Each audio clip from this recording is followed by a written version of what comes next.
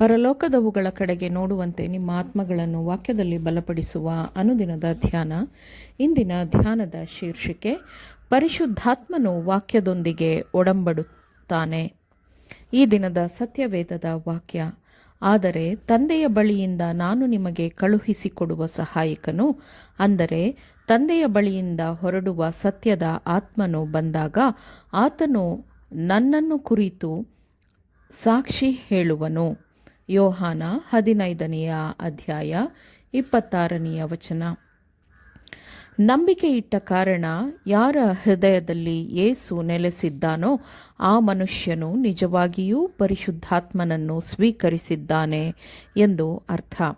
ಯೇಸುವನ್ನು ತನ್ನ ವೈಯಕ್ತಿಕ ರಕ್ಷಕನನ್ನಾಗಿ ಸ್ವೀಕರಿಸುವ ಪ್ರತಿಯೊಬ್ಬ ವ್ಯಕ್ತಿಯೂ ಅಷ್ಟೇ ಖಚಿತವಾಗಿ ಪರಿಶುದ್ಧಾತ್ಮನನ್ನು ತನ್ನ ಸಲಹೆಗಾರನಾಗಿ, ತನ್ನನ್ನು ಶುದ್ಧಗೊಳಿಸುವವನನ್ನಾಗಿ, ತನ್ನ ಮಾರ್ಗದರ್ಶಕನನ್ನಾಗಿ ಮತ್ತು ಸಾಕ್ಷಿಯಾಗಿ ಸ್ವೀಕರಿಸುತ್ತಾನೆ. ನಂಬಿಕೆಯುಳ್ಳವನು ದೇವರೊಂದಿಗೆ ಎಷ್ಟು ಹತ್ತಿರವಾಗಿ ನಡೆಯುತ್ತಾನೋ ಅವನ ಸಾಕ್ಷಿಯು ಅಷ್ಟೇ ಸ್ಪಷ್ಟವಾಗಿರುತ್ತದೆ.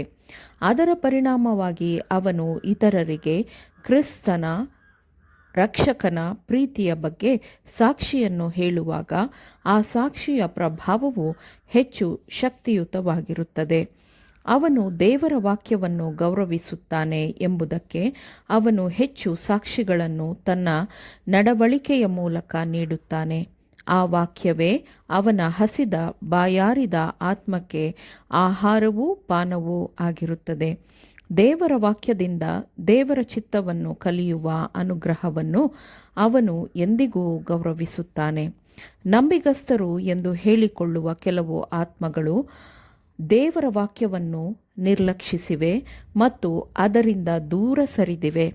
ಅದ್ಭುತವಾದ ಮಾರ್ಗದರ್ಶಿಯಾದ, ಎಲ್ಲ ವಿಷಯಗಳನ್ನು ಪರೀಕ್ಷಿಸಬಹುದಾದ ಮಾನದಂಡವಾದ ಸತ್ಯವೇದವನ್ನು ಅವರು ನಿರ್ಲಕ್ಷಿಸಿ, ತಮಗೆ ಅದನ್ನು ಬೋಧಿಸುವ ಆತ್ಮವಿದೆ, ಆದ ಕಾರಣ ಸತ್ಯವೇದವನ್ನು ಹುಡುಕಿ ಅಧ್ಯಯನ ಮಾಡುವ ಅಗತ್ಯವಿಲ್ಲ ಎಂದು ಅವರು ಭಾವಿಸುತ್ತಾರೆ. ಅಂತಹವರೆಲ್ಲರೂ ಸೈತಾನನ ಕುತರ್ಕದ ಮಾಟಕ್ಕೆ ಕಿವಿಗೊಡುತ್ತಾರೆ. ನ್ಯಾಯ ಪ್ರಮಾಣ ಮತ್ತು ಸಾಕ್ಷಿಯ ವಿಷಯದಲ್ಲಿ ಈ ವಾಕ್ಯದ ಪ್ರಕಾರ ಹೇಳದಿರುವುದು ಅವರಲ್ಲಿ ಬೆಳಕಿಲ್ಲದ್ದರಿಂದಲೇ ಎಂದು ಪರಿಶುದ್ಧಾತ್ಮನೊಂದಿಗೆ ಒಡಂಬಡುವ ವಾಕ್ಯವು ಹೇಳುತ್ತದೆ. ಸತ್ಯವು ಯಾರನ್ನು ಸ್ವತಂತ್ರಗೊಳಿಸುತ್ತದೋ ಅವನು ಮಾತ್ರ ಸ್ವತಂತ್ರನಾದ ಮನುಷ್ಯನಾಗಿರುತ್ತಾನೆ. ಕರ್ತನು ನಿಮ್ಮನ್ನು ಪ್ರೀತಿಸುತ್ತಾನೆ ಮತ್ತು ರಕ್ಷಿಸುವ ಅವನ ದೇವದೂತರು ನಿಮ್ಮ ಸುತ್ತಲೂ ಇರುತ್ತಾರೆ. ನೀವು ವಾಕ್ಯವನ್ನು ಪಾಲಿಸುವವರಾಗಿದ್ದರೆ ನೀವು ಯೇಸು ಕ್ರಿಸ್ತನ ಬೋಧನೆಗಳಿಗೆ ವಿಧೇಯರಾಗಿರುತ್ತೀರಿ. ನಾವು ನಮ್ಮ ಸ್ವಂತ ಬಲದಲ್ಲಿ ಪರಿಪೂರ್ಣ ಬಲಹೀನರಾಗಿದ್ದೇವೆ. ಆದರೆ ನಾವು ಯೇಸು ಕ್ರಿಸ್ತನಲ್ಲಿ ನಮ್ಮ ಸಂಪೂರ್ಣವಾದ ನಂಬಿಕೆಯನ್ನು ಇರಿಸಿದಾಗ ನಾವು ಆತನ ಬಲದಿಂದ ರಕ್ಷಿಸಲ್ಪಡುತ್ತೇವೆ. ಏಕೆಂದರೆ ಆತನಲ್ಲಿ ನಂಬಿಕೆ ಇಡುವ ಪ್ರತಿಯೊಂದು ಆತ್ಮವನ್ನು ಅವನು ಸಂಪೂರ್ಣವಾಗಿ ರಕ್ಷಿಸಲು ಶಕ್ತನಾಗಿರುತ್ತಾನೆ. ಪ್ರತಿಯೊಂದು ಆತ್ಮವು ಎದುರಿಸಬೇಕಾದ ಕಷ್ಟ, ಅಪಾಯಗಳು ತುಂಬ ದೊಡ್ಡದಾಗಿರುತ್ತದೆ. ನಾವು ಯಾವ ಸಮಯದಲ್ಲಿ ರಕ್ಷಣೆಯಿಲ್ಲದೆ ಇದ್ದೇವೆ ಎಂದು, ನಮ್ಮನ್ನು ಯಾವಾಗ ತನ್ನ ತೆಕ್ಕೆಗೆ ಸೇರಿಸಿಕೊಳ್ಳಬೇಕು ಎಂದು ದೇವರ ಮಹಾವಿರೋಧಿಯಾದಾತನು ಮತ್ತು ಮನುಷ್ಯ ಶತ್ರುವಾಗಿರುವಾತನು ಯಾವಾಗಲೂ ಕಾಯುತ್ತಾ ಇರುತ್ತಾನೆ. ಯೇಸು ನಮಗಿರುವ ಅಪಾಯದ ಬಗ್ಗೆ ನಮಗೆ ಹೇಳಿದ್ದಾನೆ ಮತ್ತು ವಂಚಕನೂ ಕುತಂತ್ರಿಯೂ ಆದ ಸೈತಾನನ ವಿರುದ್ಧ ನಮಗೆ ಎಚ್ಚರಿಕೆಗಳನ್ನು ಆತನು ನೀಡಿದ್ದಾನೆ.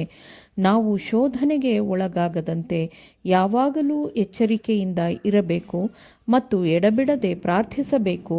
ಅದು ನಮ್ಮ ಕರ್ತವ್ಯ ಎಂದು ಆತನು ಪದೇ ಪದೇ ನಮಗೆ ಆಜ್ಞಾಪಿಸಿದ್ದಾನೆ. ಯೇಸುವಿನಲ್ಲಿ ನಂಬಿಕೆ ಇಡಿರಿ.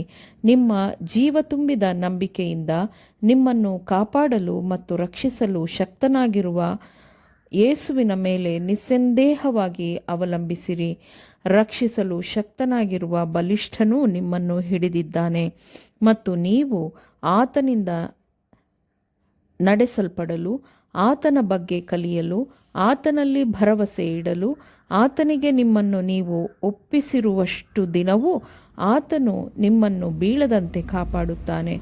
ಮತ್ತು ದೇವರು ನಿಮ್ಮನ್ನು ಕಾಯಲು ತೊಡಗಿಸಿಕೊಂಡಿರುವಾಗ ಆತನೇ ನಿಮ್ಮ ರಕ್ಷಣೆಯಾಗಿರುತ್ತಾನೆ, ಕೋಟೆಯಾಗಿರುತ್ತಾನೆ. ಆಮೇನ್. ದೇವರ ವಾಕ್ಯಗಳನ್ನು ಶ್ರದ್ಧೆಯಿಂದ ಆಲಿಸುವವರು ಮಾತ್ರವೇ ಆಗಿರದೆ ಪಾಲಿಸುವವರೂ ಆಗಬೇಕೆಂದು ನಿಮ್ಮನ್ನು ಉತ್ತೇಜಿಸುತ್ತೇನೆ. ಪರಿಶುದ್ಧಾತ್ಮನ ಸಹಾಯದಿಂದ ಆಲಿಸಿದ ನಿಮ್ಮೆಲ್ಲರಿಗೂ ಧನ್ಯವಾದಗಳು. ಮತ್ತೆ ದೈನಂದಿನ ಧ್ಯಾನಕ್ಕಾಗಿ ನಾಳೆ ಸಂಧಿಸೋಣ. ಆಮೇನ್.